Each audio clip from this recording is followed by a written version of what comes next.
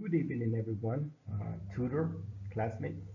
In this instance, we are going to be reflecting on my teaching practice. So this video is about a reflection of my teaching practice that I conducted at the University of El Salvador with the Faculty of Language and Arts. And this was an online activity where we had to develop a course design to so we could be able to develop what was our practice. So without further ado, let's get on with this presentation, and I hope you like it.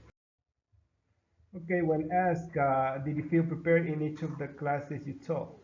I personally felt prepared in every class because first and foremost, we had to design not only a syllabus, but at the same time, we had to develop our lesson plan based on the different lessons that we had to teach.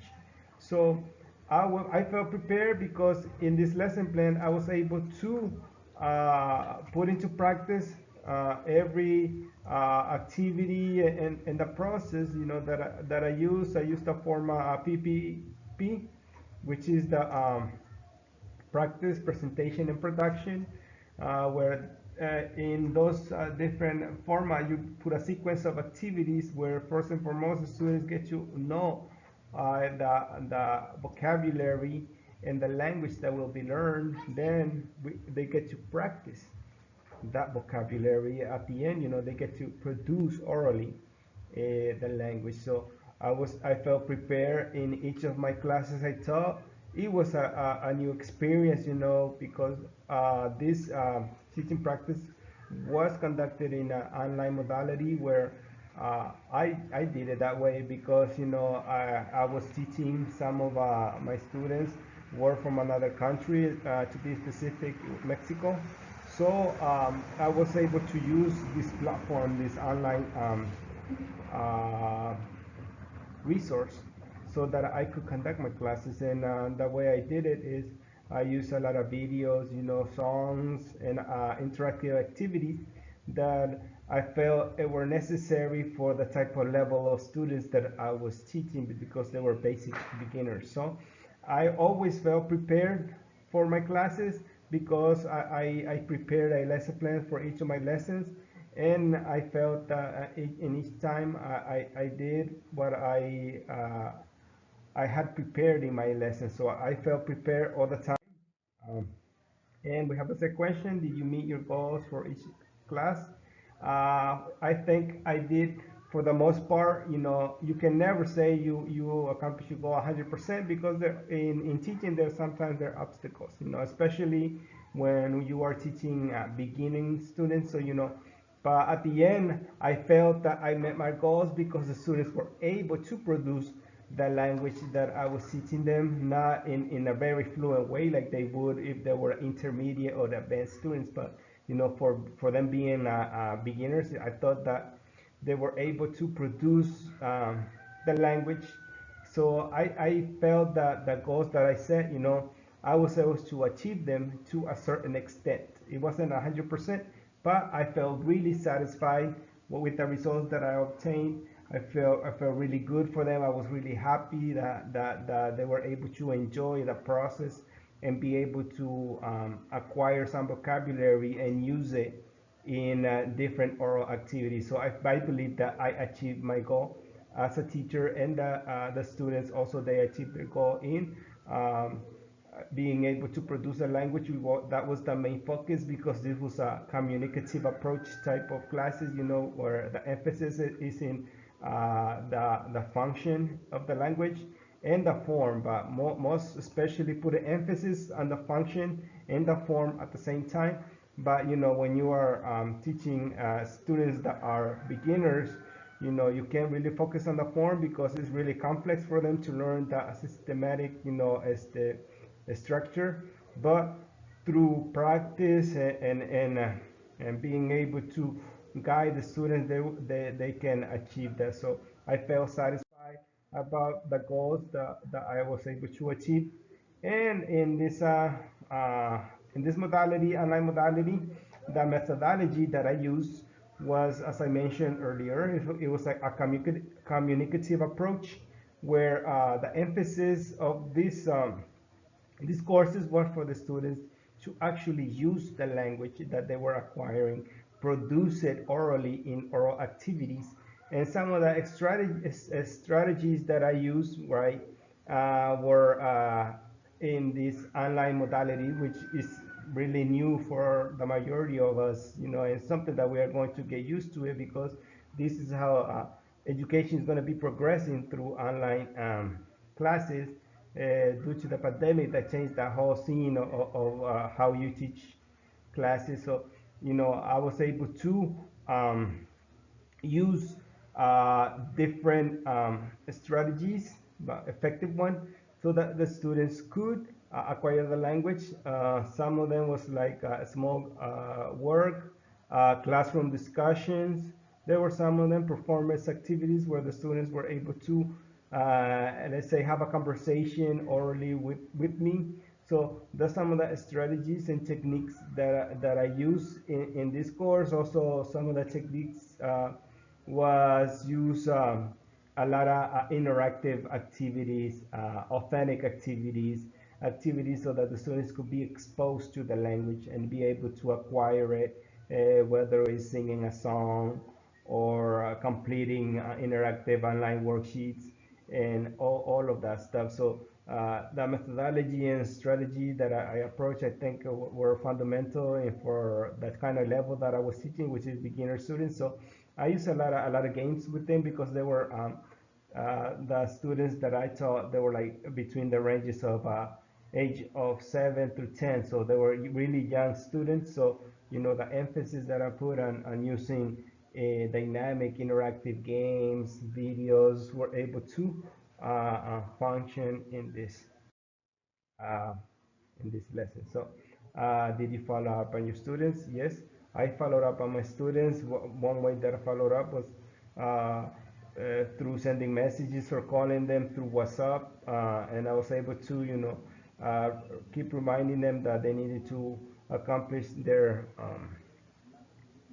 homework, and following it up to see if they needed if they had any questions, if they had any doubts about anything, that I was there to help them. So I kept following them up to see if their process, and to see if they needed any assistance in what was the development of the different extracurricular activities. This is describe the type of activity used to assess your students' learning. Well, through this method of teaching, which is this online modality, and since it was beginner students, some of the type of activities that, as I mentioned before, to learn and acquiring the language was using games, some interactive games, interactive worksheets. I also use YouTube videos where students sang some song related to the topic. Also, as I mentioned before, fill up some online interactive worksheet where the student participated actively, and other type of activities that I used to assess a student's learning was through oral activities. Through oral activities, not only at the end of the lesson, but also at the end of the units. I did an oral activity of the 2 units that we had already accomplished, and I used some question regarding the topics, and they were able to interact with me. So that was another assessment, not only at the end of each topic, the student had to put into practice the language that they acquire, but at the same time, through oral activities designed to assess the student's progress through what they had seen in the previous 2 units. So that was one way to assess, and the other assessment was in a systematic test, a random test, to see the student progress, but in a numerical form, right? Because through oral activities we can assess them differently, but with that test, you are able to obtain a number which gives you kind of you get to see how they have progressed through different questions, and practicing different topics that they have seen. So this is the type of assessment that I did throughout the course, and I thought that they was really effective, you know. And also another assessment that I was able to obtain was the homework that they completed.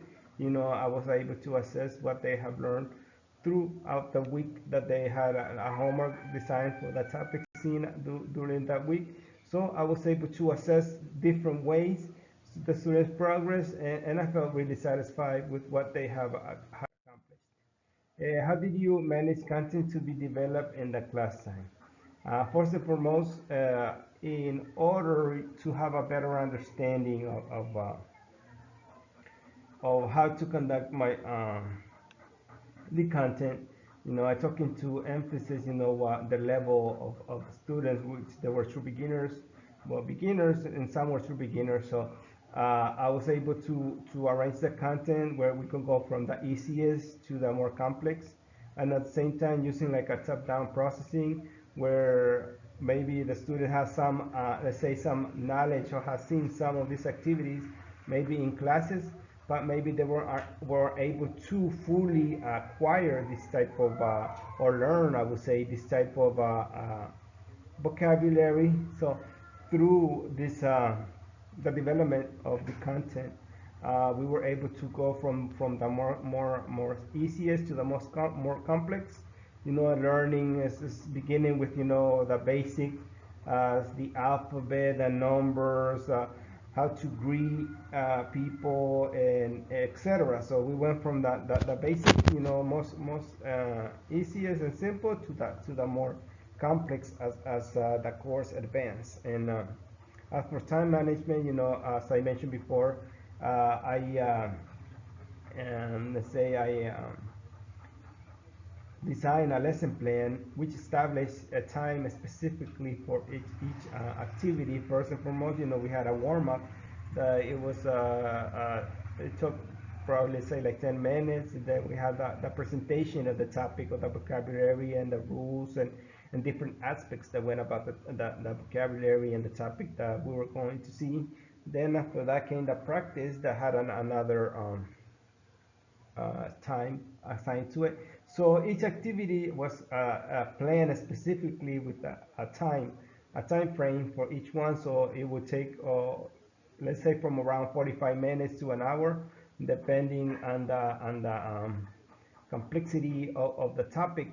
So I felt that for the most part everything went well in the time management, and the only thing that made it a little more complicated was because there was only like mostly just two students at the end of the course. You know, at the beginning there were going to be four students, but when we started, just only two were able to connect. So that made it like say not take a lot of time, you know, because when you have a lot of students, sometimes it happens that other students are participating, so they take more time to develop a lot of let's say you lose the track of time because maybe you get too excited and start participating. So but since there were two students, you know, I think that the time frame, I didn't have no problems, and I was able to accomplish all the topics in a timely manner, and it was a fun experience. And did you feel any different between the first class you taught and the last one? And I think there was a little difference because, you know, when you start a class, you feel like let's say really active and passionate and energetic. But then as time progressed, you know, because it was like a 3 hour long classes, so as time progresses, and specifically I noticed the difference when you can I developed these classes in the morning, and sometime where maybe there was an issue that we couldn't say have the classes in the morning, so I had to move them to arrange them to the afternoon. And it felt that the big difference between let's say developing the classes early in the morning, because I think that's when you are most energetic, and you're filled with a lot of energy. But I think as the time progresses, you know, in the afternoon, you tend to get a little bit more tired, and I don't know, kind of like the days as time progresses, it sucks a lot of energy from you. So I felt like in the morning, everything went well, everything was excellent from beginning to finish. But in the afternoon, I felt like as time progressed, like I started to get a little bit more tired, and that's how I felt. But it was because it was in the afternoon. It's really hot, in the morning it ain't that hot as in the afternoon. So I think all those different obstacles, it kind of like takes a toll on you. But overall, I think it was a good experience. I enjoy teaching in this modality, and teaching not only students, but specifically teaching, my niece. She was part of this course, so it was a lot of fun, and we had a lot of fun. So it was a really good experience. What did you learn from your teaching practice? Okay, what I learned is first and foremost, this pandemic has came and has changed the scenery of how classes are taught.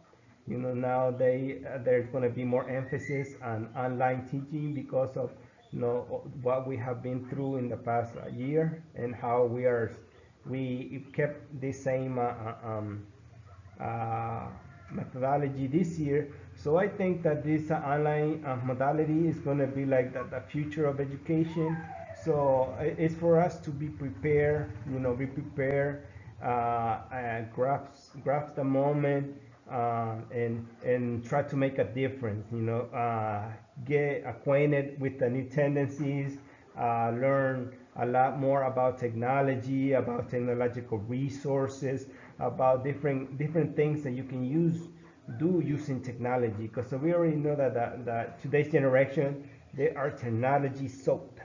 Since they are born with this capacity of technology, and how they are able to manipulate it. So I think that we could take advantage of this type of education, online education. And there's a lot of resources online. I mean, can nobody complain, because there's so much resources online that we can use to better our teaching practice, to better our teaching process. So using all these online resources is not only beneficial to the students, but it's beneficial to us, because it gives us immense amount of videos, authentic material, online activities, online games, a lot of different ways that we can make these classes dynamic.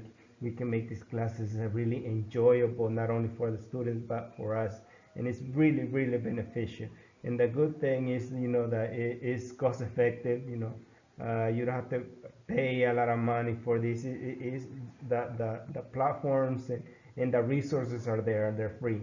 And only what you only got to do is take some of your time, and go through the process of um, getting to know the different technological resources that there are out there, and be autonomous, be let's say, a person who likes to investigate and see all the different aspects that we can use.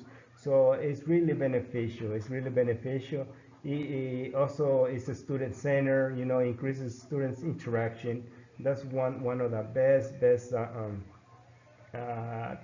advantages that you have, because in a face-to-face modality, the students tend to be nervous, they tend to be shy. But when you are online, the students feel more comfortable, because they're in the comfort of their home, they're in their computer, so they're able to interact a little bit more than they would when they would be face-to-face. It's accessible. There's a lot of online resources. It's really flexible. So it is a really good experience, and I think that what we learn from this is that online education is here to stay. So as teachers, we need to get a little bit more acquainted with technology, get to know everything, get to know all the resources that are there to teach in English, and be able to improve and make ourselves better, and so we can have a better education, and we'll be able to have the students accomplish their goals, and acquire this language in a really authentic and really nice process. So